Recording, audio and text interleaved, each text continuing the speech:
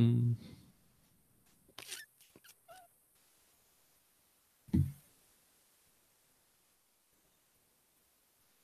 Make sure it starts without blowing my ears up. Right. All right, cool. It's always fun. Welcome to episode 111 of the Podcast Terror, a production of the Galactic Network. I'm your host, Matt Stein. With me, as always, is Corey Grease 3 Scott. Oh, your hair looks all shiny and slicked back. And oh, okay. Grease 3 would actually be great. I am a cool writer, and look at me, I'm Sandra D. See, actually, I've decided that if I ever did drag, which is not a goal, but something that I'm not adverse to, my lead song would be the Rizzo song. Oh crap, I can't even think about it now. God damn it, I hit it. I don't know. Maybe our guest knows. Look at me, I'm Sandra D. No, not look at me, I'm Sandra D. That's a little too prissy. It's the one. There are worse things that I could do. Oh yeah, but my name would be Miss Tawdry Horn, because why not? You've put a lot of thought into that. I don't put little thought into it. All right. Joining us this week is a returning guest, Mark Krawczyk. I know you have like a podcast and a YouTube thing, and I spent yesterday drinking instead of preparing for the show. Shocker. Drinking how you prepare for the show. I'm sure it's a shocker to everybody. So I forgot to do my internet research to rekindle what you do. So if you want to go ahead and do that. Sure I can. Well, first, thanks for having me back. Though after this movie, you may never have me back. I was very confused the whole time. I was like, is Mark mad at us? That's exactly what Dave said. He goes, "Are you joining the club of continually trying to piss them off?" That's what Dave does. That's definitely what Dave does.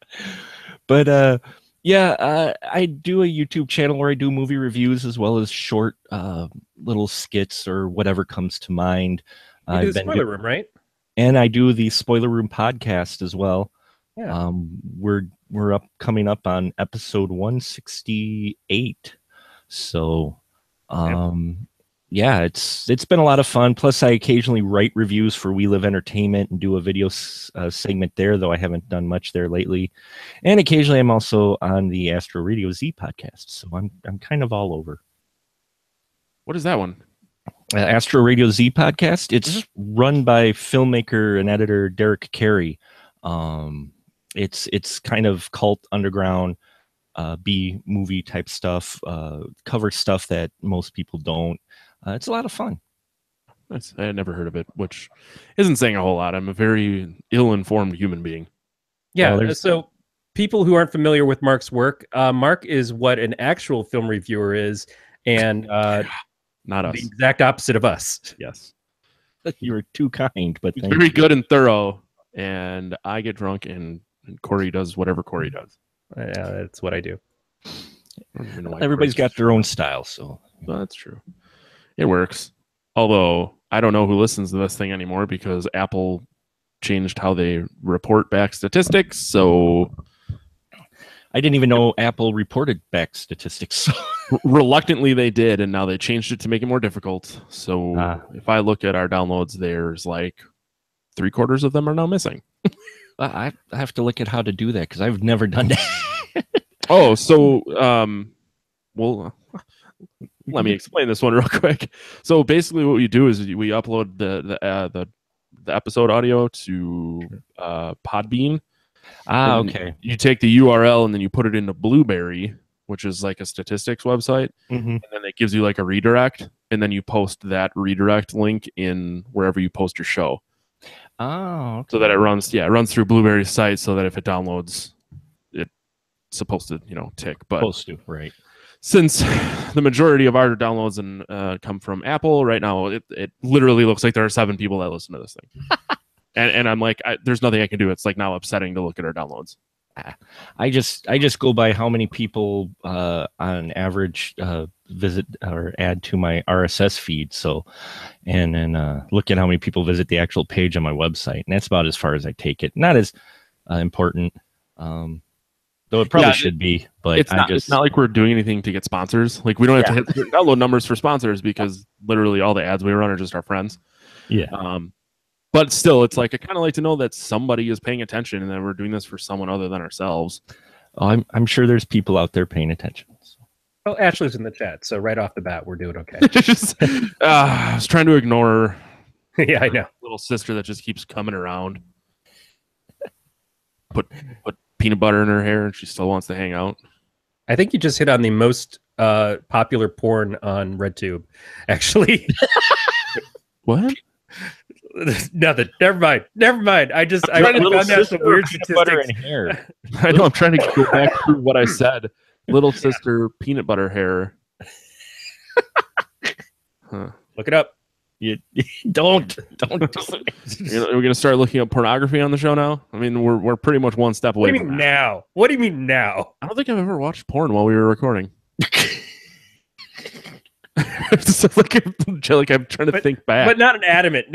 I have never watched porn while we were recording. It's not. I don't think he says it like he's considering it still, though. 11 episodes is a lot to try to take in and think, did I watch porn during that episode? I've gotten pretty drunk on some episodes, so I had to get really distracted for Santa's sleigh. So that movie's so good. The movie is not so good. That movie's fun. It's on the Roku channel right now. It's one of the choices, and by choices free, I mean, it's absolutely free. That's the point of the Roku channel. If you want something completely different in your Christmas film, look for Cannibal Claus. I think that's on Prime right now. What? Cannibal Claus. Complete exploitation, underground, micro budget film. Lots of nudity, and Santa is a cannibal. Well, a guy who plays Santa is a cannibal. So they do have Santa Claus Conquers the Martians on there as well. Oh yeah, that's a classic. How many movies do you think you've seen, Mark? This year or all together? Well, the number. It may be easier for you to figure out how many movies you haven't seen. A lot of people tell me that. No, I haven't seen a lot of movies. I have seen a lot of movies. This year, I will be creeping up on 375, if you include short films. So, So 375 new movies that you had not seen before.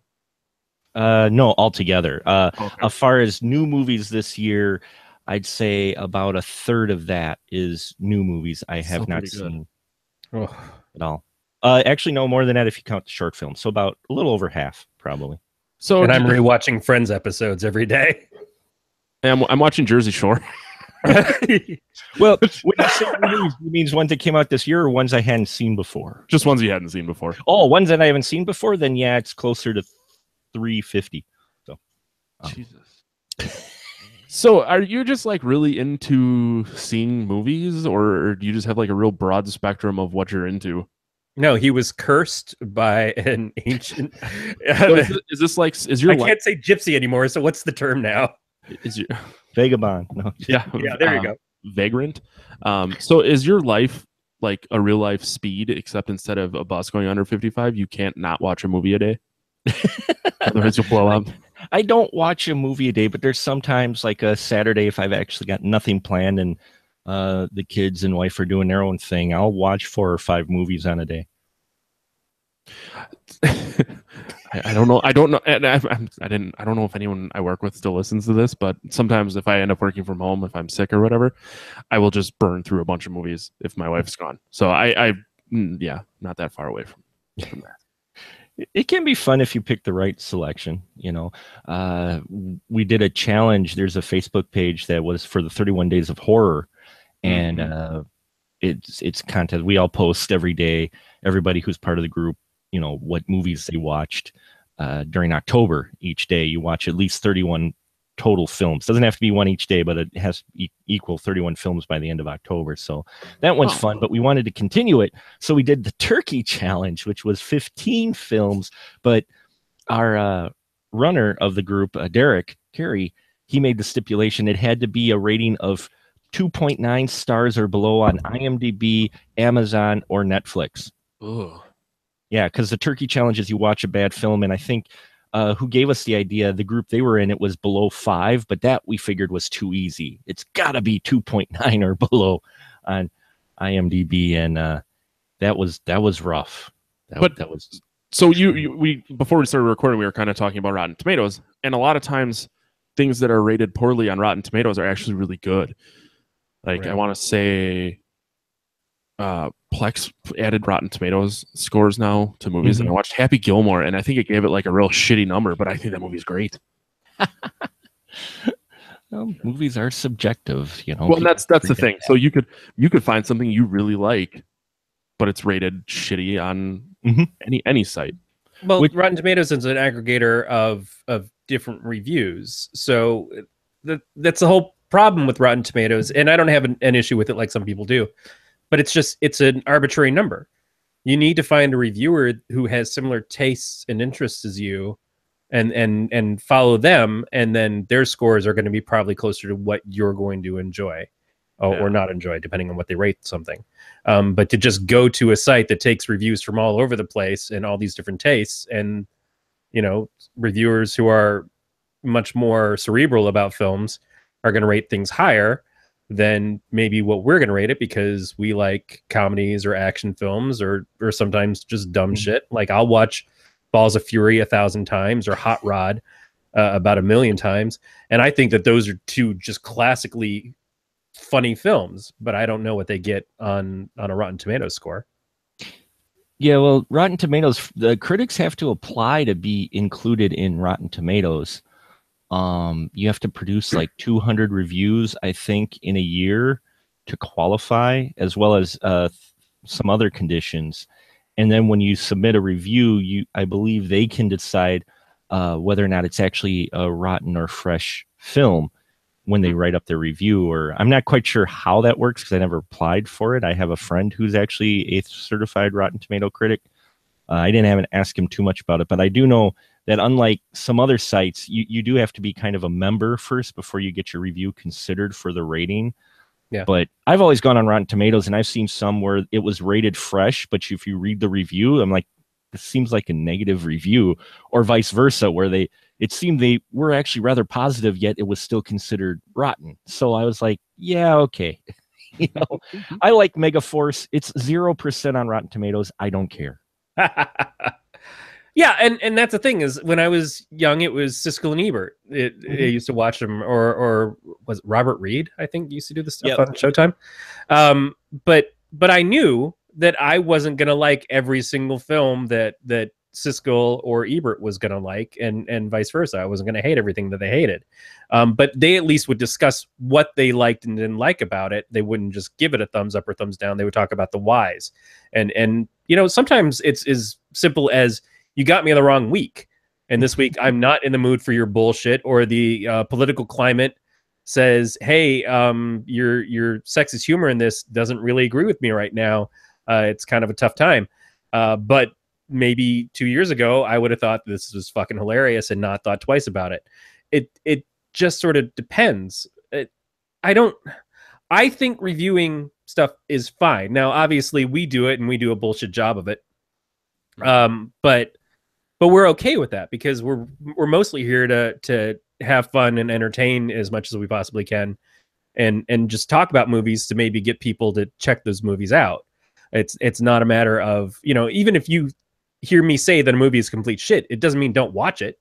It means watch it, discover for yourself if you also think it's shit, and then call me on my crap. But realistically, a score like that should never stop you from seeing a film that you want to see. And I think that too many people assume that that's what's going to happen, is like, oh, well, Justice League got terrible scores, so no one's going to see Justice League. No, I feel like people already kind of decided that Justice League wasn't for them based off of the first two films that came out. So they were like, yeah, I'm staying home from this one. It didn't have anything to do with what Rotten Tomatoes said on either the fan side or the critic side. It was just like, we know this film is not for me. That's it. My friends joke, because when Batman v Superman came out, I got a bit triggered, I'll fully admit, because I dove down the rabbit hole of trying to understand the hypocrisy of fandom, and it nearly broke me. And by the end of X-Men Apocalypse, I gave up, because I was like, especially the whole Marvel DC debate, you know, I'm like sitting here going, I looked at the two films at the time, Batman v Superman and Civil War, which came out, and everybody praised Civil War and everybody shat on Batman v Superman. And I fully acknowledge the weaknesses Batman v Superman had, but I'm like, both these films have these weaknesses, but what you're saying in this one, you're not saying in this one. Or like, the big one was, more recent, if you want a comparison, everybody went gaga over the Avengers Infinity War trailer, which I was like, okay, it looks bloated as hell, but okay. But, when Thanos came out, the CGI in him, a lot of people complained. And everybody was like, oh, well, they're still in post-production and they'll probably clean it up and it'll make it look better. I'm like, wait. When Justice League trailer came out, they go, oh, this looks like total shit. I'm not going to go see it. Look at how horrible this film is. I'm like, and now you've got the exact same complaint, but now it's, oh, they're just in post-production and it'll probably look better, once the film comes out. I'm like, give me a break, folks. Yeah, you can't service different criteria for two different things.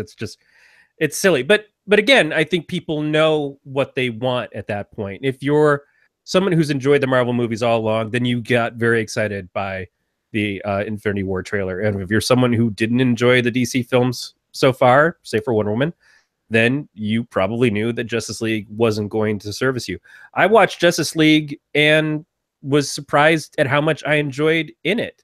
I still think that there were problems, and I still think the problems that I had with the film stem from Zack Snyder's direction of the movies, which were the problems I had with the Man of Steel and Batman v Superman. I don't find his take on Superman in particular, but superheroes in general, to match up with my tastes. But that's okay.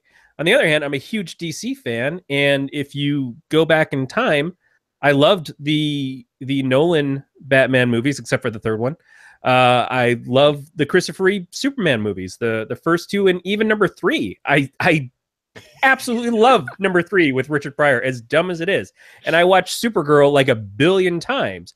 But you can watch those things and enjoy those things and still acknowledge that Catwoman was a piece of shit that never should have happened.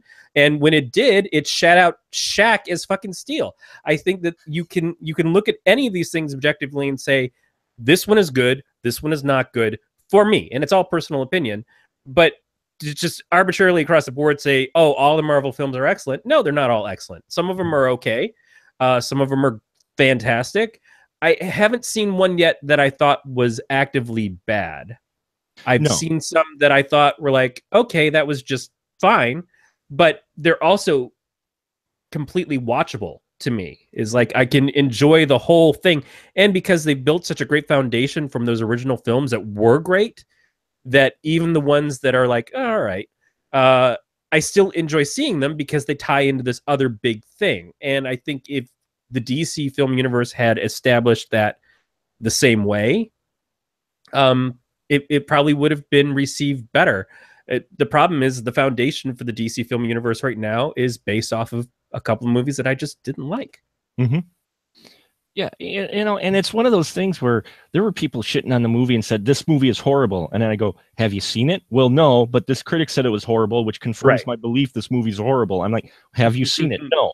Well, then come back to me, and if you hated it after you watched it, okay, fine. You know what? We can have a discussion about it. But until then, don't sit there and say this movie's immediately horrible because you haven't seen it yet, but someone else said it was horrible. I mean, there's a reason why Siskel and Ebert did thumbs down, thumbs up rather than stars or anything. Yep. And that's a person who reads a headline of an Onion story, thinks it's real, and goes around and starts talking crap about it online afterwards. It's like, you don't have any basis for what you're saying. I'm not mad at you for feeling the way you do, but I feel a little bit bad that you have based a judgment off of absolutely nothing. But it's fine. That's your prerogative, man. And there's movies I know I love that are horrible, or a lot of people, or if you get to filmmaking particulars, no, they're not well-made films, but I love them. I'll watch them all the time. Like today's movie, actually, not all the time, but I'll watch it, even though I fully recognize it's not a great film. But like Maximum Overdrive, there's people who just hate that film. I love that movie's great. film, and I could watch that film like almost daily. And Stephen King does not really like that film, but I could watch that all the time. Exactly. I mean, I love that movie, but I grew up with that movie. Certainly the soundtrack adds something to it. But yeah, I watch some of the shit. Like I watched the SWAT movie with Colin Farrell all the time it's on. Every time The Replacements is on with Keanu Reeves and Gene Hackman, which is a fucking sports movie. I don't even like football, but for some reason I like movies about sports. So that and Varsity Blues, I will watch just sitting on my ass until fucking trees grow underneath me. I don't care. I love those goddamn movies, and I know that they're awful. It's like someone who loves Showgirls. Yeah, you know what? You can love Showgirls, except for that weird ass floppy fish sex scene in the pool. That's crazy. Wait, does that not what sex is like? It is like sex with a fish. I've been doing it wrong. If you cut your own hole into it. I like smoked fish. Makes it smell good, at least. You like sex with smoked fish, or you like smoked fish? Just like yes. He likes to keep going until the friction starts to burn, and then yes. Hell yeah. Really good top of conversation. smoky. You take the skin off. There's a tender underneath. Never mind. Ask Mark how to debone a fish. He's like, I've never done it in my life. No, I want to bone a fish, not debone it. What are you talking about? No, anyway. And there we go. I mean, I don't hate it. I don't hate this at all. Not one bit. There's one reason a lot of people who in my generation went to see Showgirls or watch Showgirls. And that was because Elizabeth Berkley got butt ass naked. Jessie Spano? Yes. Yeah, let's call her real name. That's why. She's so excited. And she just can't hide it. So getting back by scared. Dale Cooper in a pool. If Tiffany Amber Thiessen was also in that film, most of my generation would have short circuit. Yeah, seriously. It would be like, yeah. I love Kelly Kapowski. They would have had to pay the theater employees extra for cleaning. Oh God. Oh, just power wash it when you're done. just like, was Pee Wee Herman here? What the fuck? Did either of you watch American Horror Story? With the latest one? Yeah. No, I did not. We stopped after Hotel. We've got to watch the other ones. We wait till they come online and binge them usually. Oh, damn it. I don't want to ruin anything for you. I've heard the last two seasons, Roanoke and then this past one were not good, but no, yeah, Cult was better than Roanoke, but there's a weird jerking off in a shower situation that happens, and yeah, like, is that just when you're watching it, Matt, or was it? What was that, Corey? I said, is it just when you're watching it? God damn it! And I also, I'm ignoring you. I also don't like that Billy Eichner is in it because I don't consider him like a serious actor. Yeah, but I don't know how many of the people in any of who is it, Ryan Murphy, that does the American Horror Story? Yeah. I don't know how many people in Ryan Murphy stuff I consider serious actors, period. It's just like he gets some weird people to be in his stuff, because even the stuff that's supposed to be taken seriously seems like it almost never is. He's just got a weird aesthetic to his writing. It's like it's always halfway into Glee territory. That's why I thought Scream Queens, the first season at least, was so right for him, because it was all the American Horror Story stuff with all the silliness that he's more capable of doing, and I think suits his voice a little bit better. Nip Tuck was like that.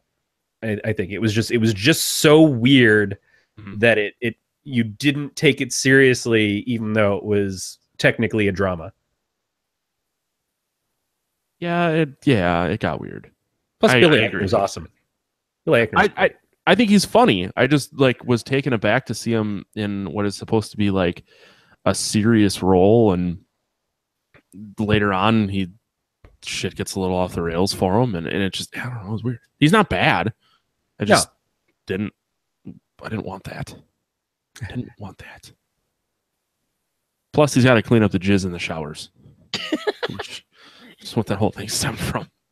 Highest paid untrade labor job in Sonoma County for the longest time was the guy who did the booth cleanup at the adult bookstore.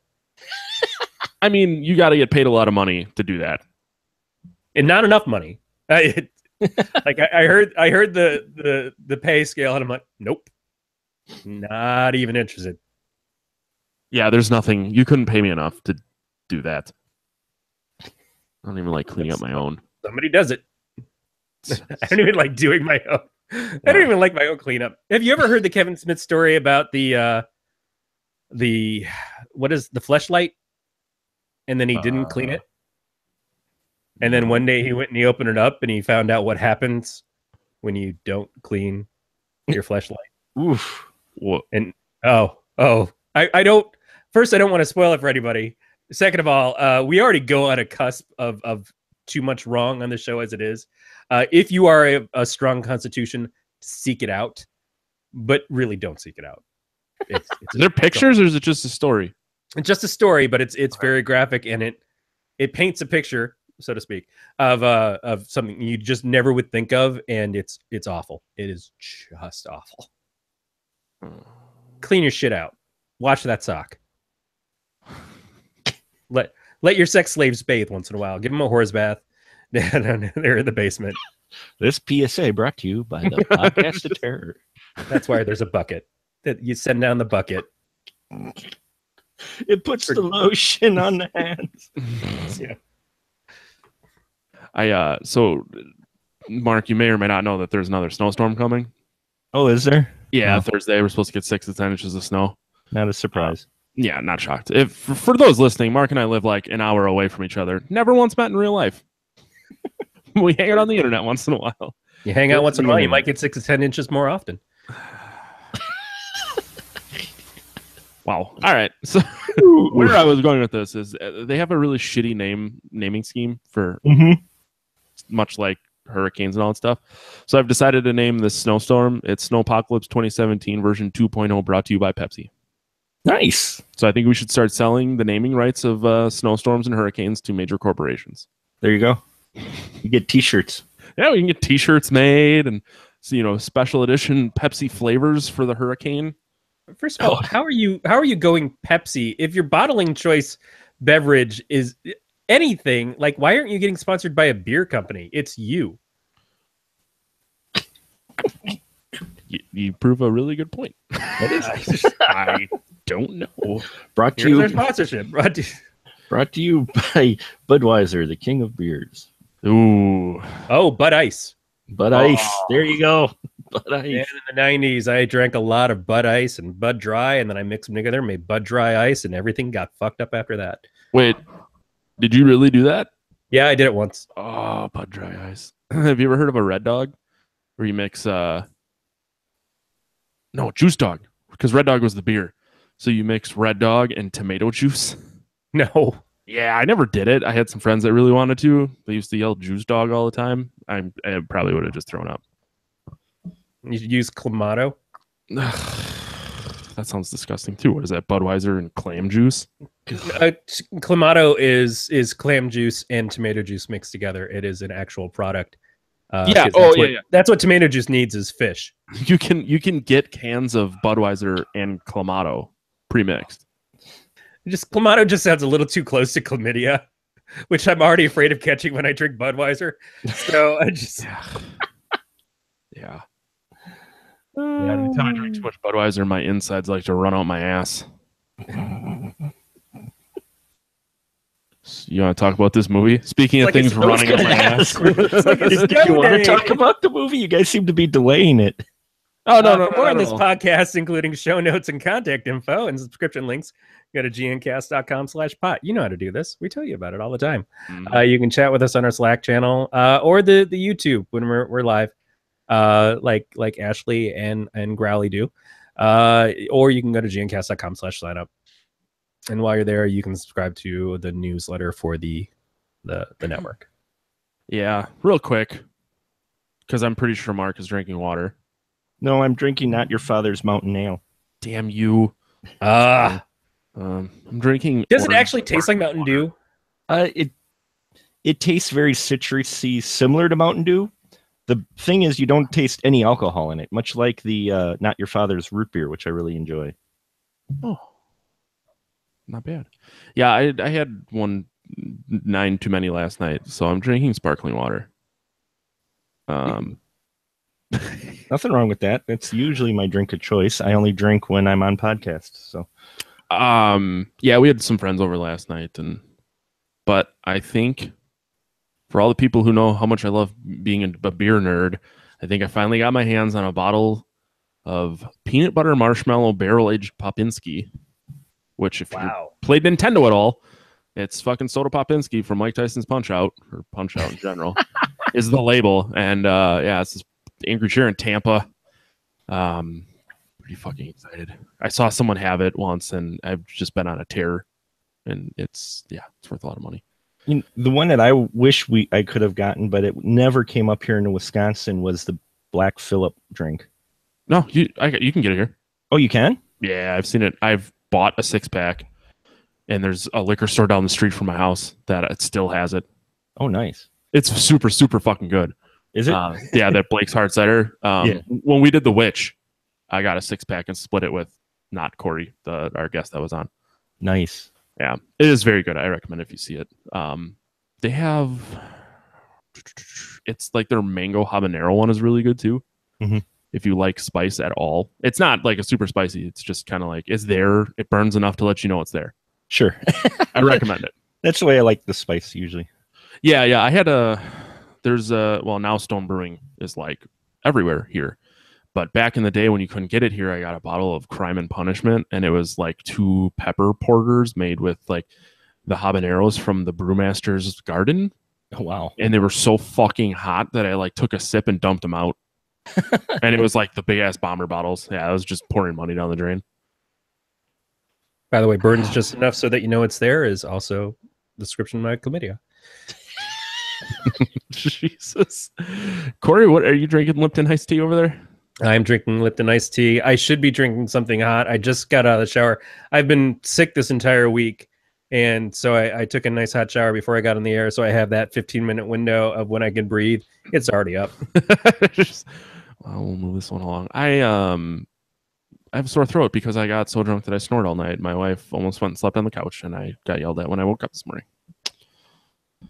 That's my life. I finally got replacement stuff for my breathing apparatus, the thing that keeps me alive, because that's what you do is you get one of those and then they don't send you supplies for a year. So I pulled out the filter on it, and it was hairier and a darker color than my now dead cat, but it was pretty horrifying to know that that's going into my face holes while I sleep. Good times. Yeah, it's fucked up. I never like looking at the filters of things. No, but man, there's a lot of disgusting stuff, and what we just talked about with the adult bookstore, that's one of them. But another one that is like should be at that same level, but seems somewhat socially acceptable, is other people's lint. When you don't have your own washing machine and dryer in your apartment, and you have a shared one, or you go to a laundromat and you empty the lint screen because you have to do that, otherwise shit catches fire. People don't clear their own lint when they're done pulling their stuff out. That is a level of gross that I don't even want to comprehend. It's like everybody's dead skin cells and hair and fecal matter and everything else. It's just like all been heated up and put into a nice big fluffy ball for your pleasure. Somebody took a shit in our laundry room at my old apartment complex once, and that was less disgusting to me. Ever tell you the story about the person, presumably female, who just took a shit in our office, like in the hallway? So she was like a training room, and there's a bathroom in between, and there was a turd in between the two. So we're like, it had to be like a woman who was in a dress who just like stopped, dropped, and rolled. So she didn't make it to either things that she needs. She either needed to go to the bathroom, or she needed to go to the training room, where they probably would put like training pants on her so that she could have shit in her pants. All right. Now that I just stood outside both and couldn't make a decision, so fuck it right here. All right. Speaking of shitting our pants, let's talk about this movie. Yes. What is the movie? Gore Girls. When I started watching it, it said it was called Blood Orgy, so I had to double check and make sure that was the right thing. Yeah, that's the right thing. It's the title at one point, and then it was called the Gore Girls. I didn't know that. From the godfather of gore, Herschel Gordon Lewis, who gave us 2000 Maniacs and also Blood Feast. And yeah, I think Color Me Blood Red is the other one, the Blood Trilogy. But I'm surprised you guys are still talking to me after watching this. I didn't know any of his stuff. And then apparently this is both the first movie that he submitted to the MPAA for a rating, and they rated it X. And I agree. And it was the last movie he did for like 30 years. Yeah. So he was very prolific before that. And I'm sure if this is an example, it was just a beloved body of work. They probably played in the local religious group. But yeah, and then he just stops, and then he made a comeback. He made some weird return I'm sure that everybody was just banging on his door for. He made Blood Feast 2, All You Can Eat, which I haven't seen all of yet, unfortunately. He only made 3 films after this. Before you want to take that in small bites. Yeah. Well, he also did Wizard of Gore. Have you guys heard any of these? 2000 Maniacs, Wizard of Gore, Blood Feast. I mean, this guy, he was the guy, they call him the Godfather of Gore because he was one of the first ones to make truly bloody, gory horror films on like a micro budget. Yeah, and he does. 2000 Maniacs is probably still my favorite of his. Wizard of Gore is pretty good, and Blood Feast has a place in my heart as well. Yeah, they're low budget, but there's some fun things they do in it. I highly recommend 2000 Maniacs. Actually, I believe that's where the 10,000 Maniacs also got their name inspired from, was from his 2000 Maniacs film, which you can watch. I just recommend watch that. And then if you're curious, they did a not a remake, but kind of an update sequel, 2001 Maniacs, that had Robert Englund in it. Yeah, I thought that sounded familiar. I also like the fact that he goes from, going through his IMDb, he goes from directing Blood Feast right to Goldilocks and the Three Bears. But that is Bears, Bares.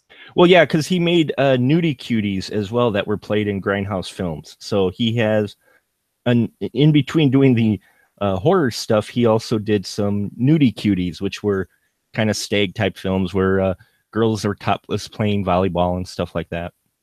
Yeah, so I'm going to start out by saying that this is unusual for me, but I can't remember the last time that I've said, hey, maybe we let up on the stripper scenes a little bit.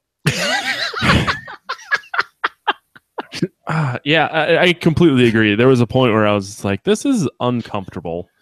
Borderline pornography. Yeah. It's not even like it was borderline pornography. It was just boobs.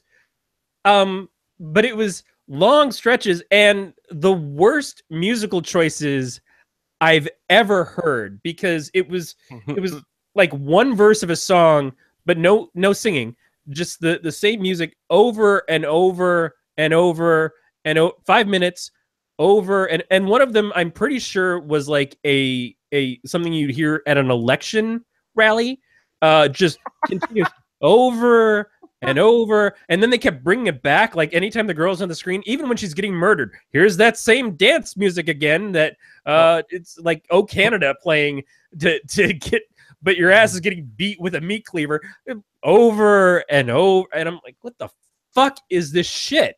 Well, it's a low budget movie. They probably, plus it's 1972, and as my wife said, that is a flat ass. That is like, you can't drive anywhere on that ass because that ass is flat. I tell you, I try to introduce people to the classics, and you know, it's a cultured film. like yogurt that's been sitting in a locker for 35 fucking years. Wow. If you're familiar at all with his work, I mean, this film, yeah, I didn't realize you guys didn't. It can be surprising, but it's kind of why I picked this, because I just wanted to see what, how you guys would react. I've watched this multiple times. Herschel Gordon Lewis. Yeah, he is Godfather of Gore, micro budget filmmaking back when they had film, not camcorder. You know, it's all the stuff he shot was on film. So most of your budget ends up going to that. So yeah, music selection, you don't have a huge amount. And this, he really went more comical than some of his other films, though he works humor into all of them. Like you have the old, which I don't think many people would catch nowadays because it was more of a thing back then. But when the cops would show up and clean up the crime scene, they played the old music track that they would usually play for working, like labor scenes, like in cartoons, like in the Looney Tunes, where if someone was pounding something on the train or whatnot, it always was kind of associated with work. I forgot the name of the track, but that cue they play every time because they were, these guys are doing work, and it's usually a signature in like cartoons of someone doing monotonous work over and over again. And so, that's why some of those musical cues are in there. And some of them, it's just a budget choice. He only had so much to work with. So, yeah, when I was a kid, I used to watch Tom and Jerry all the time. I love Tom and Jerry, specifically the Chuck Jones era of Tom and Jerry. But going back further, the Hanna-Barbera stuff was all great. And then they hit a point in Tom and Jerry where the animation really kind of like went low budget, and all the music became a weird sort of trombone sound. And when this film started, it felt like watching that era of Tom and Jerry, which is probably around the same time. This film was 1972. But that was the day I knew I was going to be disappointed, when Tom and Jerry started playing the later episodes. And anything in the 80s on was terrible crap, because that's when they had people talking. But it was definitely like, oh, this is gonna feel real dated, and it did. I don't mind that, but it was just such an attention to detail of, here's someone dancing for forever, and we're going to play this same bit of sound continuously for the whole thing. That's why it wore me down. It's like, I can't even feign interest in the boobs. Do you think that they put all these weird extended dance scenes in there to like lengthen the movie? Because it didn't really serve like any sort of story purpose. They weren't that long. They felt long. You guys haven't obviously seen Orgy of the Dead. If you want to talk about long scenes with nudity only, Orgy of the Dead, written by Ed Wood Jr., our good man Ed Wood, those have extended long naked scenes. They aren't actually long in here. They might seem a little long because of the way it's directed, but they get shorter when they get to the contest, right? But for a while, the strippers, it seems like they're up there for too long, and like I know you got to make money. I'm okay with you making, but take a breather. Just sit down, just rest for a little bit, and nobody in the crowd, like a level of acting maybe, but everyone just kind of like, woo. Yeah, well, I do kind of like that portrayal of a strip club audience versus what you normally see, because if you go to a strip club, it looks more like lions watching gazelles run across the field. But if you look at most movies, you got people hooping and hollering and woo, and I'm like, what strip club did you guys go to? This one was at least a little more realistic, like, oh yay, okay. What's at the buffet? Yeah, right. They set out the wings. Where's the wings? Yeah, it's been a long time since I've gone to a strip club. In fact, the last one I went to was on my 21st birthday, and it starred men. So wrong weekend to go. No, it was that's where we were going. Was like we went bar hopping. I was designated driver, and my drunk uncle said he wanted to go to Promenades, which was the local gay bar in Grand Rapids, and we got there, and it just happened to be the first time that they did live entertainment. So there's a picture of me, my uncle, and his girlfriend at the time, and a couple of strippers leaning into me, hugging me, vibrant flesh tones on that glittered chest, and the guy leans in, and my uncle's like, "Hey, it's his birthday," and he leans in, he's like, "Happy birthday," and I felt his knee in my back. I'm like, "Hey, that's a little. Oh, that is not your knee." It was a good time for everybody. Everybody was enjoying themselves. Yeah. So I take it you guys didn't enjoy this film, though. I'm not going to say that. I'm going to say that this film had challenges. I also want to point out that about 95% of the people in this movie, this was their only movie. Mm-hmm. I think a couple of people had been in more things. And then, of course, and this is where things went right for me. Henny Youngman is in this. Yes, right? Holy shit. Fucking Henny Youngman shows up in this, and he is running a strip club. And then he wants to run a contest to get amateur strippers to show up and win possibly $1,000. And I kept saying, is this someone doing an impersonation of Henry Youngman? Because they're pretty goddamn good. No. Fucking Take My Wife, Please. Henny Youngman is in this goddamn movie for no fucking reason. I assume he is related to somebody or lost a bet or had some sort of sex tape. Something happened with Henny Youngman that he was in this. I don't even know if he was. I don't even know if he knows he was. Because shit, what the hell? Henny Youngman. God damn it. Yeah, it's just kind of weird that he shows up in this film, which all his scenes were shot in one day. So like he needs a second take. He's like fucking the biggest pro. He didn't need a second take, no. And yeah, like a lot of these films, especially back then, these films, you grabbed whoever you could because it would be on the cheap. So Milton Berle, I would have expected. Absolutely Milton Berle. But William Shallert showed up in Extreme videos. I can handle some things. Henny Youngman was in fucking Tiny Toons, okay? They did an episode with him. I'm like, this shit can't be right. Brilliant. Made my day. Yeah, it's always odd to see that Henny Youngman was in here, and he has some great scenes in here, I think. I think there's a lot to enjoy in here if you kind of just sit back and can get past if the strip scenes seem a little long. Like, the Abraham Gentry character played by Frank Kress, that guy, he makes the most out of this role, and this is like his only film ever, but he was kind of a fun character, I thought. Him and the reporter. Nancy Weston, who showed up in Airport, I think was the last film that she did or something like that. Yeah, so Abraham Gentry. Now, I'm gonna regret saying this so soon after talking about my 21st birthday, but I enjoy a good prick.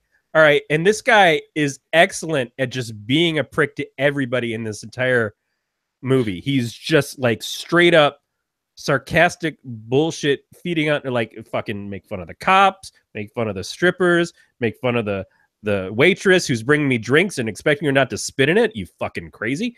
Just, hey, you're giving me $25,000. Well, fuck you anyway. Really? Just total dickhead throughout the entire fucking thing. And girls keep wanting to sleep. And he's like, nah, I'm tired. I'm going to go home.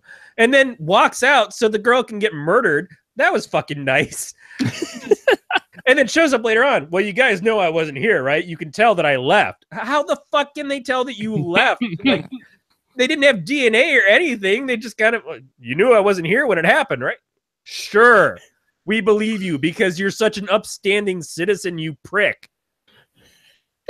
Quite enjoyable. He's an enjoyable prick PI, though. So a true dick, if you True dick. Wow. Yeah. Wait. Just conversation. What's the the whole matter, thing, Matt? the whole thing with him and the waitress is basically like watching Flo and Mel from Alice. Like the back and forth. That's all it was. Is just them just beating on each other the whole way. So, little spoilery here. It kind of makes you feel like the waitress is too important to the story that it gives you the hint that she maybe did it. Yeah. But not enough of a hint that they can't give you 10 minutes of exposition after everything's already happened at the end. It's like, so here's why I decided that she must be the one. And it all stuff has happened that nowhere in this film did you hear any of this. It's just like, hey, a few years ago, I heard about this chick and she did wrestling and blah, blah, blah. And I'm like, really? What? They did have the one scene where he visited his wrestler female friend. You don't see any dialogue or anything. He just comes out of there and shakes hands, and he got some kind of information, that will show up later on, So, when you've only got so much money to work with and so much film that you can shoot on, you got to pick your scenes wisely. Well, they picked it for extended stripper scenes, and then let's just face it, and this is probably why this movie is considered a classic. The gore scenes of the kills, which were just straight up, I thought I was watching the Cooking Network for a little bit, because almost every time the killer comes in, kills somebody, and then grabs some kitchen utensil and does something with, like, seasoned the person's ass, beat them to death on their ass with a meat tenderizer, and then grabbed salt and pepper and started seasoning. And then I believe Abraham actually taste tested the blood, right? Didn't he? When the cop comes up later, he's like, hey, let me stick my finger in that and lick it. Well, yeah, because he brings the tissue on with the sample, and he sniffs it for a moment. Then he takes a little of his finger. Oh no, the meat tenderizer. He brings the meat tenderizer out, and he licks it, and goes, oh. It's just like he tasted it, because that's how you tell. I think I've had this before. Yeah, before. It's like, who knew that we ordered Arby's? I just couldn't fucking handle some of the fucking shit in this. But those scenes, it's like, so slice the woman's neck, slice her throat, and then she continues to scream, or she dies instantly. It just sort of depends. And then pull out a hatchet and start beating on the head to split it open. And then you can see the point where it obviously becomes like a latex mask, and it's just sort of pulling off. But it's a lot of stuff with eyeballs in this. I'm kind of glad that's where my wife went to work, is because she has a problem with eyeball shit. But she was watching it, and she's like, this is just the greatest movie ever made. But again, heavy focus on the ripping up of the flesh thing, like not stepping back from this at all. The whole movie opens. I thought I missed something. I thought it like started later in the film by mistake. It just opens up with a girl doing her makeup in front of a mirror, and then somebody comes up and kills her. Just smack dab right away. Boom, slice, face in the mirror. She's screaming. Just keep pounding her face, and then it just becomes pulp. And I'm like, oh, well, that's a good, strong opening. It's like you don't have any question what kind of film you're getting into. You'd be wrong, because you really don't have any idea. But at least bitch is gonna die. Bitch is gonna die in this. And then it just goes on from there. But man, just the level of, hey, so I'm gonna put some French fries in some hot oil and heat that up and make myself dinner. Oh, nope, got murdered. Well, here comes my friend. Hey, Becky, how's it going? Oh, face in the oil. Just like, it's like Julia Child's murder mystery. It's fantastic. Except Julia Childs would, of course, spend 20 minutes taking off her clothes slowly in front of a slightly perturbed audience. I think Julia's done doing the show now. Yeah. That was the series finale of Julia Child they never showed. That's true. I think Mario Batali probably has that tape. Bad week. When it opens, though, it opens. It reminds me, though, some of the stuff in here reminds me of Italian giallo horror, though. With at least the way it opens, where you got the black leather glove, the leather outfit for your killer, and the knife.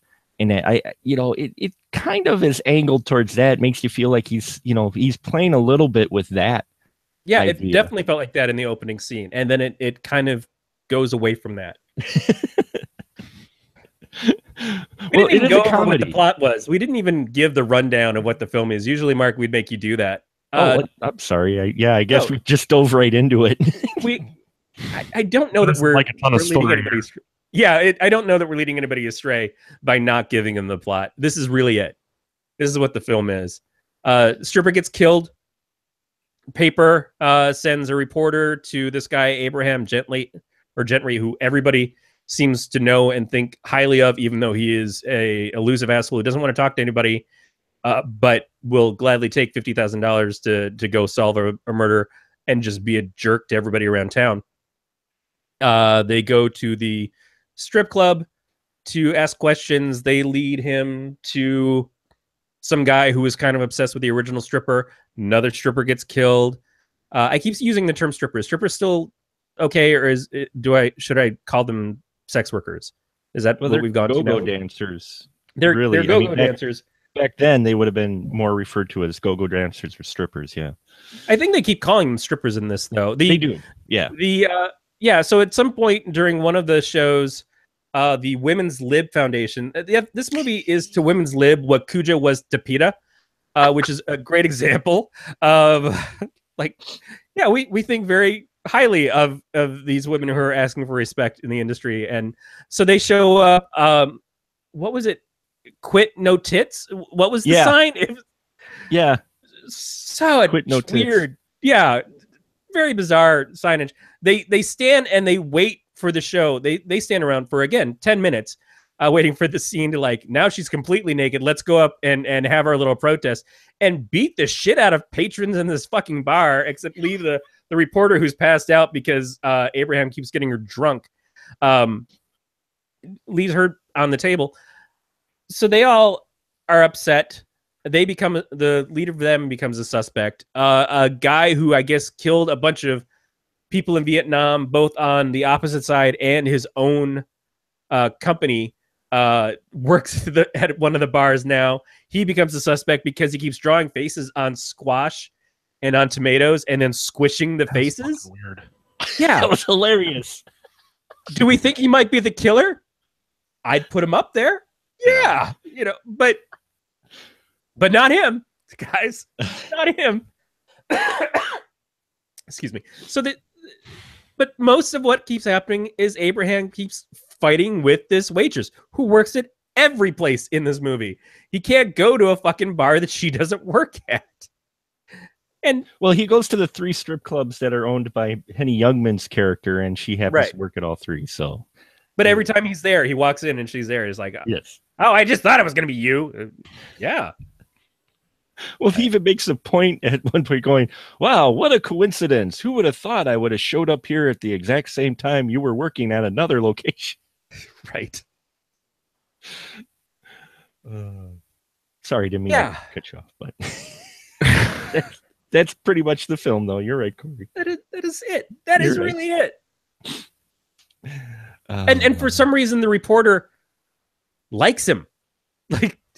He gets her drunk one time, and she's like, well, you wouldn't really have to get me drunk to get into bed with me. He's like, well, I'm not really getting in bed with you either way, so fuck off. But let me order you another drink with 4 tequilas in it. Jesus Christ. Matt's staying silent. I don't have a lot to say about this movie. It was not that great.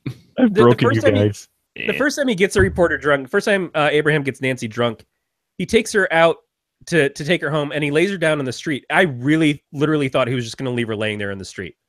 You think so? I thought, yeah, this is par for the course with him. He's just going to be like, yeah, fuck this lady, and just drop her. But he actually goes and gets her a cab, and then sends her home with a stranger. If that was Uber, she'd be dead. Wow. We'd be getting parts of her mailed to us right now. She'd be dead, but somehow she still gave the Uber driver 5 stars. So there you go. Yeah, exactly. Oh, that's so awesome. Stab me very nicely. Come on, you can't beat though the one scene where the girl, she's popping bubble gum, and as she's popping the bubble, the guy hits her in the back of the head, and blood fills within the bubble. Fills the bubble, and the bubble doesn't burst. Yeah. Yes, you're absolutely right. That was the best scene. I mean, there's some great things in here. I mean, shocking and like, holy crap! But you know, you kind of do have to separate yourself a little bit from what's actually good filmmaking and what this film is, which it firmly is self-aware of what it is. And like you said, you know, this is Herschel Gordon's last film, and it feels like, because he has a reputation of gore, he was trying to just go all out, like, just, you know what, this is probably gonna be my last film. I'm just doing whatever the fuck I want, you know, including cutting the nipples off of my victim and pouring milk in a cup from the breast. Oh my God, I forgot about that. Like the years of therapy now that's resurfaced, I'm gonna have to pay for it. Oh, what the shit! Wow. Yeah. I didn't expect Corey to be so upset about this. I did. I'm sorry, guys. I just saw it happen. I'm like, that could not really be. Oh shit! There it goes for the other one. Yep. And get champagne glasses to fill them up with it. Well, you need to drink out of the proper glassware. And then they get clinged too. The killer clings both cups. Yes. Both glasses. Like, cheers. And well, I mean, then you get the stripper names too. You know, Candy Cane, Susie Cream Puff, Lola Prize. You know, the film's not meant to be taken seriously at all. Right. If people go in thinking a serious horror film, you're going to really be disappointed, because it's not. He's having a lot of fun, and like I said, if you are familiar with his other body of work, I think you might see it more. But I can also completely understand your guys' reaction to it, which, like I said, I just was wondering how you guys would take it, because it is a film of one of those that lives in the kind of cult film section, and you know, not talked about a lot. A lot of people talk about his like 2000 Maniacs, which is probably his most popular one, I would say, next to Blood Feast. But even then, this is some of the stuff. I mean, we're talking 40 years ago, 45 years ago, this was made. So a lot of these films just get lost, you know, and they're not great. But if you look at what he's doing with what little that he had, the gore effects, as cheesy as they look like nowadays, it's pretty extensive for the budget.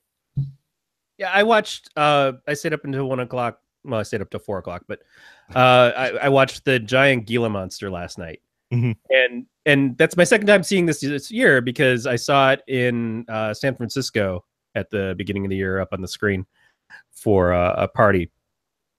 But that's kind of what I think of. Oh, quaint older movie, and it's a little bit B movie-ish and stuff. And no, this is a different level. This was something else. And I don't have a huge problem with it, because you're right. It's not taking itself seriously.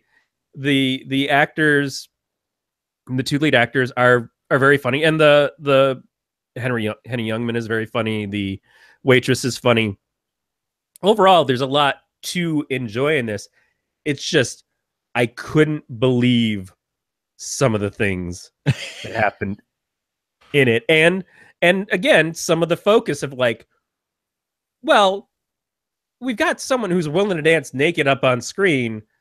Should we really pan away? No, let's just stick it out. Let's just let the film run. Just use everything. We set up the scene. It took us like a half an hour to set up the lighting in the scene. So yeah, we're just going to keep running with it. So you got any of that tape over there from the JFK assassination that we can tape over? Yeah, let's do that. Well, again, this comes from the director who made some of the classic stag nudie cutie films, as they're titled, where, you know, so it's coming from that filmmaker. So again, that part doesn't surprise me that it took extra long on it. And Yeah, it's exploitation film. You know, it's horror exploitation of the old days. And so what part do you think got it the X rating? Where do you think it went wrong? Where do I think it's the judgment. Where do you think it went so right? It's the MPAA. It probably went wrong with the opening scene being too graphic. Yeah, is what I would suspect even more so than any type of sexual content. It was the gore, because I mean, you look at RoboCop. RoboCop got an X rating the first time around. And there's nothing sexual really in there at all, except for the coke scene with the hookers, which, you know, okay, but that's not what got it. It was the excessive violence and gore, and that's the same way here. It got that rating because the gore was so excessive, but at the same time, I think they missed the point that it was being excessive on purpose. You know, these kills are being insane on purpose because he is just poking fun a little at himself, but just making an over-the-top gory comedy. So at first you're kind of like shocked, and then you kind of find yourself going, oh my God, I can't believe they did that. And, you know, it's done so matter-of-factly that, yeah, I think that opening scene really probably made them start to question, you know, what rating to give it. And then by the time you get to the milk scene, well, yeah. and none of these are realistic. It's not like this is Tom Savini level of effects or anything. When you're watching it, you kind of know, well, did they actually kill it? No, it doesn't look even remotely. But it's so over the top. It's so weird. The least bizarre one was using the hot iron. I think that was the one where like, you can tell that's makeup, but everything else, it was just, here's some sort of cantaloupe and we're just gonna rip this thing to shit.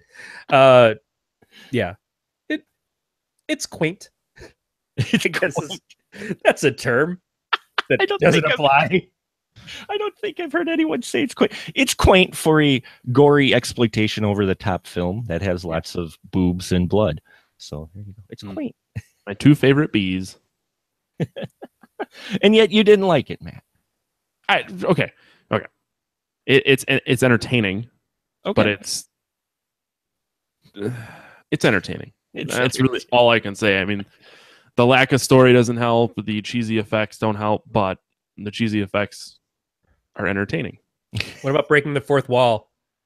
He goes a little Ferris Bueller a couple of times and talks directly to the screen, especially at the end when it's like he and Nancy are gonna he's gonna hit that. I guess he's decided the $50,000 and her dealing with his shit for so long and this whole thing, and him risking her life. It's like it finally adds up. Yeah, I'll throw her a bone. And then she's like, "Hey, but what about them?" And they look up at the screen and he's like, "I'll just close this," and slowly the screen goes black. It's like, okay, yeah, really, just not even trying. I saw that same ending in Meatballs 4 with Corey Feldman. So sorry, but the better film obviously wins here. Which may have stolen it from here. So you never know. Wow. Corey Feldman hasn't taken anything from anybody except for, Corey Feldman's own innocence. That's true. He might be listening to this, so I don't want to offend the guy. Corey might be listening. Corey, I love your angels. There you go. Anyway. I really wish I'd have went to see him when he was in Green Bay. Not gonna lie. Yeah, I almost wanted. I'm like, oh man, that'd be almost worth the trip. That's gotta be an experience. I definitely have to see him at some point. I met Corey Haim, so I need to at some point in my life I need to meet Corey Feldman. Well, he had an opening for a bouncer, Corey. I think I told you the story, but my wife would not let me apply. Yeah. Oh, that sucks. I could be protecting Corey Feldman right now instead of doing this podcast. But would you? Life goals. Isn't it one of those things of like, you're in the Secret Service and then some asshole gets elected president? I'm not going to throw any names out there, but then you just kind of go, so I know my whole job is to take a bullet for this guy, but maybe I go into private security now. just like, because I don't want to have that moment of a split-second decision and say, oops, I tripped. It just like, sorry, boss. Dive in front of that bullet, but I fell on my shoelaces before then. God, I didn't get the footing I needed.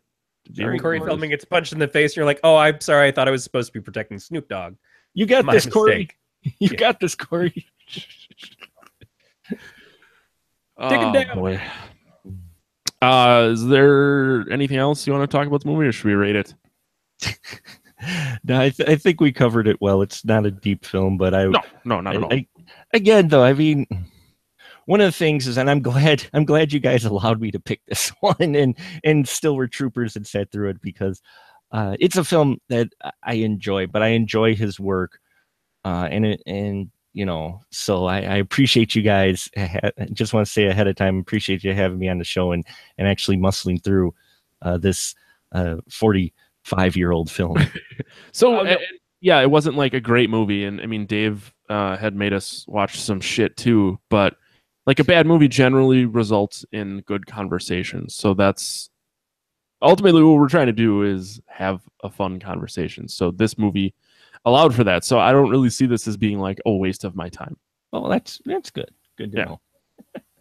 Yeah. Well, I'll literally watch anything once. Yeah, that's why I'm like too. Except Frozen. I will not watch Frozen. I'll let it go. God. Fuck. I was watching the short. I hear you over there trying to make dad jokes. Stop that. No, there was the half-hour short was on the other night. Oh God, Frozen, and I had the TV on, and I just didn't know where the remote was, and I've been sick, so I couldn't even work up the strength to change the channel. I'm just sitting like, this has got to be the worst thing. If there's not a motivation to get me off the fucking mattress, this is it. This is definitely it. Was that Olaf's Frozen Adventure? Yeah, because that's what they played in front of Coco that everybody got it, because it was a quote. They had to remove it. It was a quote unquote short that was 22 minutes long. So you had a whole bunch of kids going, "Where's Coco?" while they're watching Olaf. And I know this is a podcast, this is in public. Let's just say I went to Coco with my children. And on the way home, we had an interesting conversation about a parallels with Olaf and Frozen, and a certain group that rose to power back in the late 30s, early 40s, where they were acquiring different, they were acquiring objects of religious or faith from different people, and then set them on fire. Oh, okay. I'm like, where is this headed? Wasn't quite sure. Yeah, it was equated to a certain faction that used to, in their country of Germany, collect the other traditions of other folks and then set them on fire. So interesting conversations when we take the drive home, let me tell you. How was Coco? Was good though, right? I heard from a lot Coco was great. Coco was great. It was enjoyable. Olaf's Frozen Adventure, not so much. And now that we've equated it to the Nazi Party of burning their traditional objects, now I look at that short in a wholly different light, and I'm like, okay, no. Now I kind of want to watch it just to see where you're coming from. Does that make me a terrible person? No, I'm a terrible person for bringing it up. So no, try not to make a tie between a snowman and an oven joke. I just don't want to. I feel bad about it. All right, Mark, as our guest, you have to rate the movie first. 0 to 5 scale. Oh, I have to rate it fine. I would rate it as a 5, but I'm a fan of Herschel Gordon Lewis's other work. If you're not familiar with this, if you're a modern horror film watcher, I put that caveat on it. I personally give it a 5 because I get a blast, because I get it and going for it, and I enjoy really old horror films and seeing what they do on a micro budget. But so if you're curious at all, I would say first start with his earlier work before you watch Gore Girls. But otherwise, I give it a 5, as long as you just turn your brain off and watch the craziness. So you're not recommending the Frozen short, you're recommending the earlier work of the guy who, as you've said, did mostly stag films. There's your review, kids. Well, the Frozen Work your way up to the movie where they cut off the nipples and the milk shoots out. Well, the Frozen short had all the kids in the audience who were there for Coco falling asleep or going, when's Coco going to start? So that's not my review. That's the review of their target demographic. Oh yeah, don't take kids who already have the greatest attention span in the world and put them in the theater saying we're here to see this movie. But just wait. It's all right. The anticipation is character building, child. No. Granted, my boys are teenagers, but when we sat down, I sat there and go, oh yeah, guys, by the way, before Coco, there's a 22-minute short of Frozen. And my oldest looked at me and he goes, I thought you loved us. Yeah. Is this also when you tell us that we're not getting anything to Will, Dad? Because I feel like the impact would be lessened at this point. Yes. So there was also like 20 minutes of previews and commercials. Well, there was about 10 to 15 minutes of usually we get about 10 minutes of previews beforehand. So yeah, so practically a half hour before the movie starts, you get all this other stuff in front of it. There's other places where there's more commercials in that before the film starts. And there were a lot of people complaining about having the short in front of Coco as well.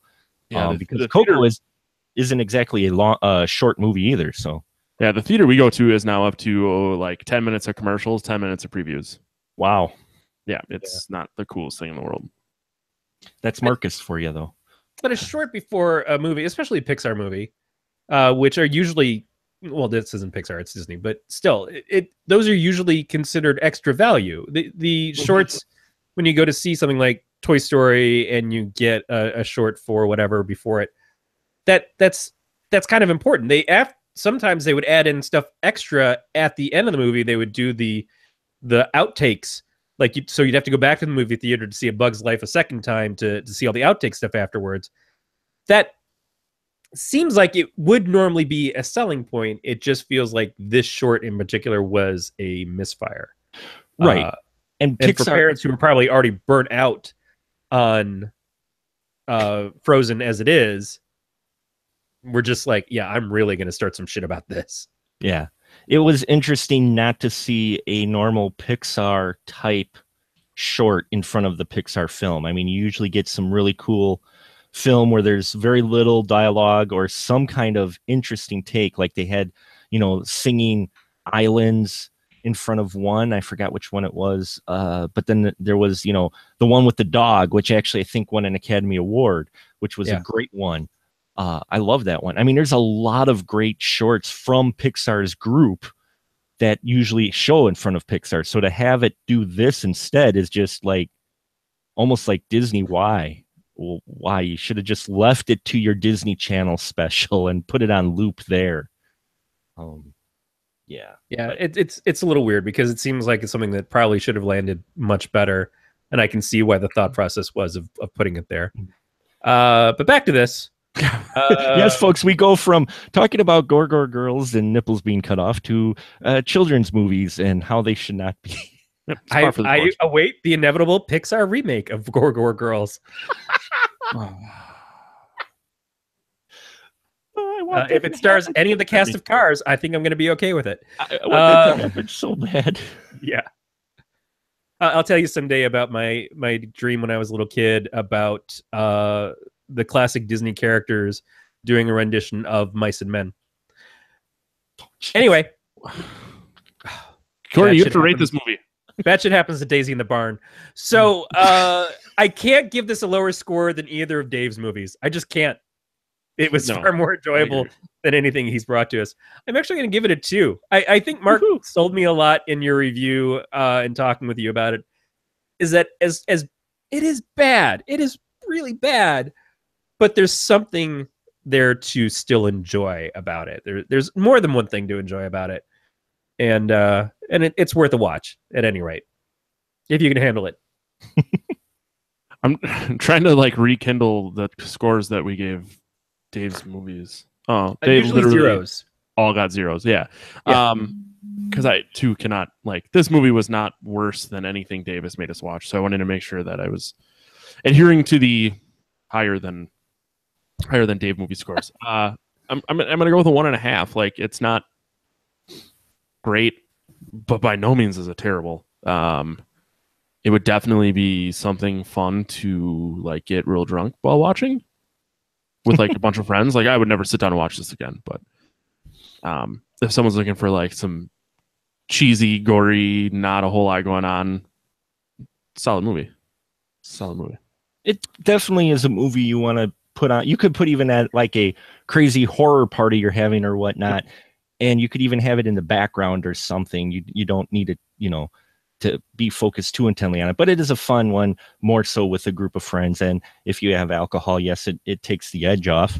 Like I said, I watched it this morning over breakfast with my wife before I sent her to work retail for the day.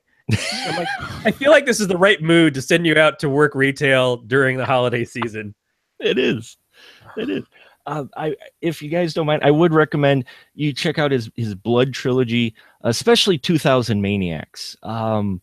2000 Maniacs, I think you may get a kick out of. It's still a bit over the top, but as far as the story goes, it's got a little bit more to it. And it's one that is interesting because it's not as intimate, if you will. It doesn't involve just 2 or 3 people. It involves an entire town. Well, the challenge would be to have you back. Well, we want you to come back and we would definitely watch 2000 Maniacs with you. The other thing that Erin, my wife, pointed out is that it's not far from it's sort of John Waters-esque. Mm-hmm. And I'm not a fan of John Waters movies. I love John Waters. I find him adorable in a Steve Buscemi kind of way, but I don't like his films in the least.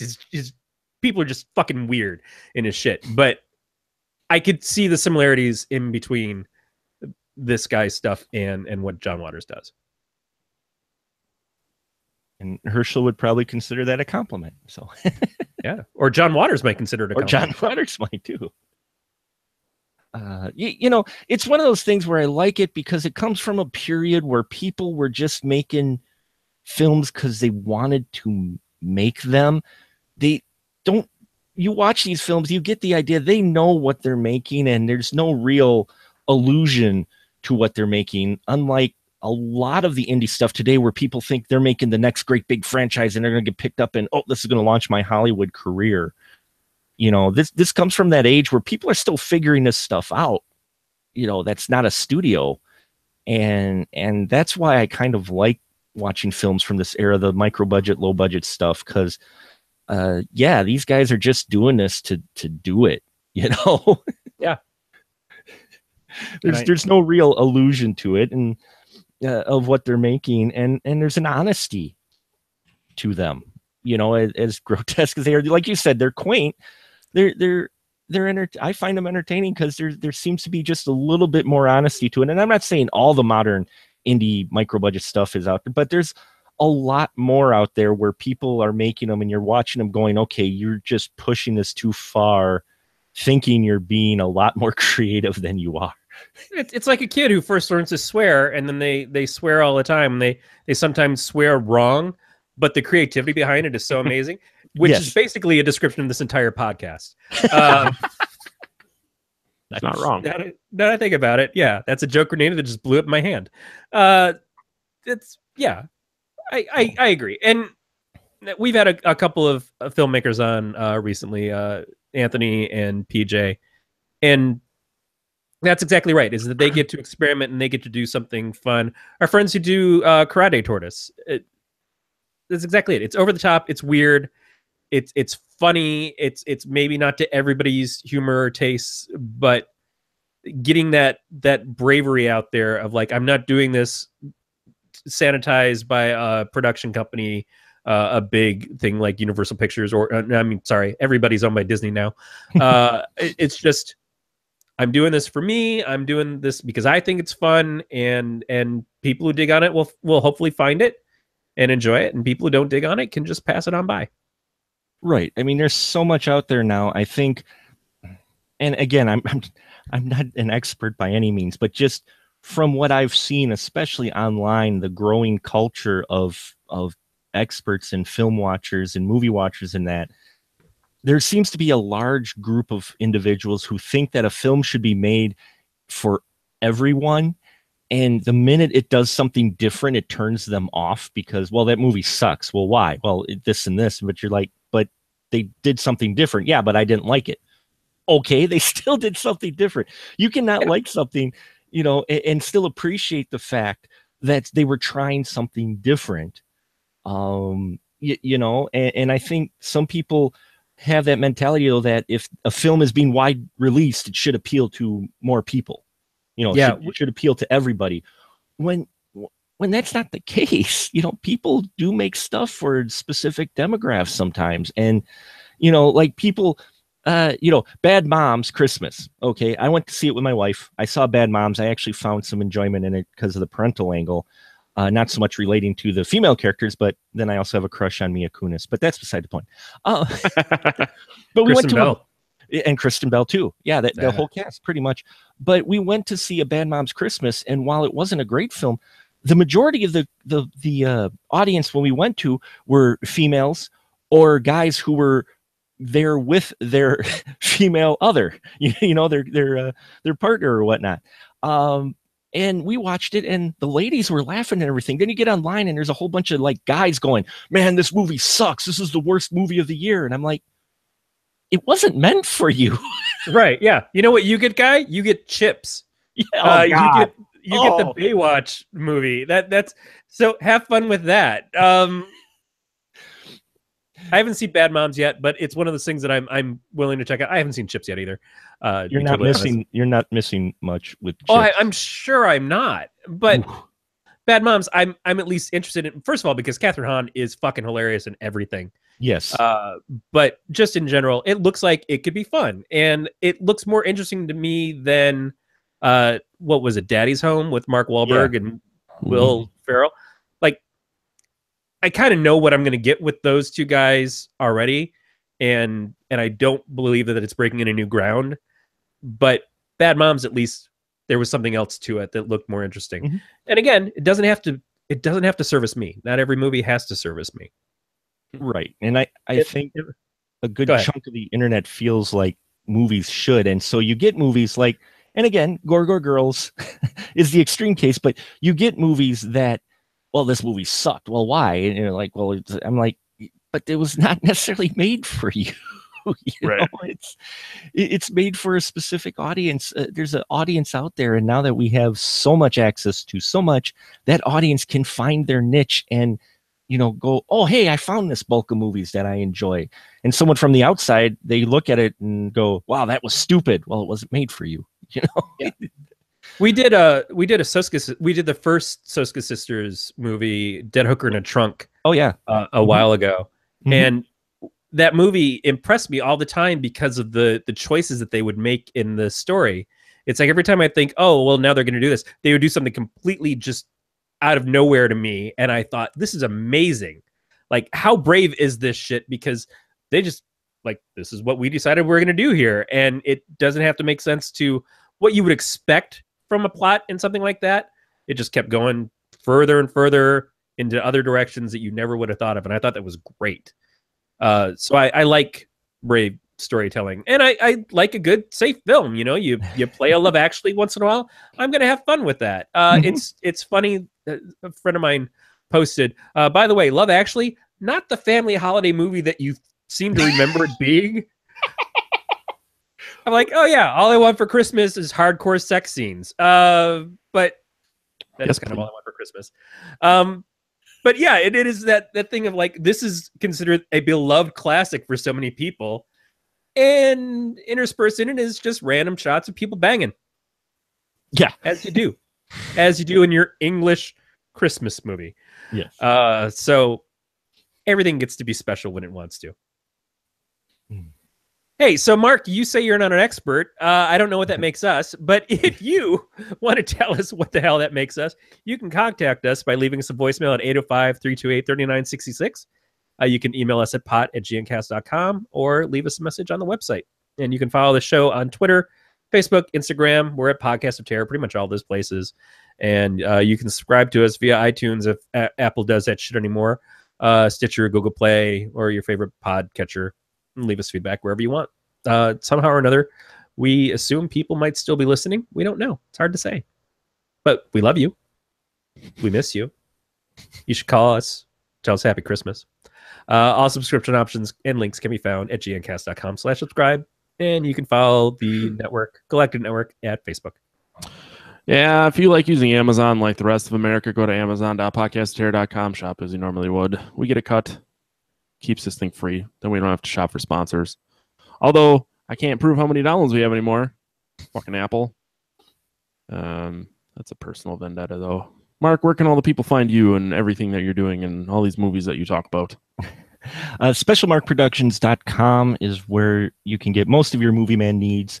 I have links for the podcast there, links to latest YouTube stuff. Occasionally I do an interview. Like I got a chance once again to talk to Catherine Mary Stewart from Last Starfighter.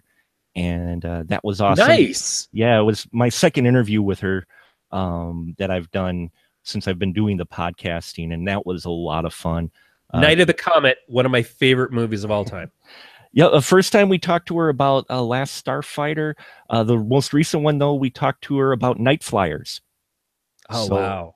Yeah, we got to talk to her about Night Flyers, and there's some interesting stuff she talked about there, as well as, you know, showing an interest to try to be in the TV series Sci-Fi is developing with Martin writing. And so, yeah, it was a really cool interview. But stuff like that's up there. I've got an interview up there with Fred Olin Ray as well that I did from back in the day. He does a lot of cult. He's done a lot of low budget or cult films following his son Chris Olin Ray has followed in his footsteps, and he's still making films. He's done the Three-Headed Shark series, so and stuff like that. So yeah, there's interviews up there, stuff that I do there, as well as on my YouTube channel.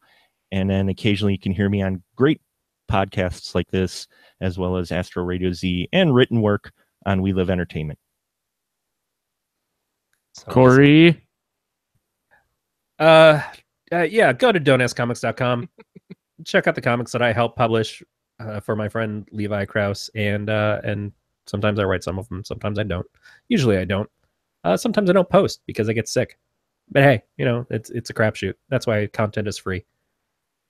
Also support my wife. Go to store.hardhag.com. And if you like seeing nipples getting sliced off, that is kind of my wife's artwork in a nutshell. I wish I was making that up. That's awesome. I'm not at all. Yeah, that's awesome, man. Not at all wrong.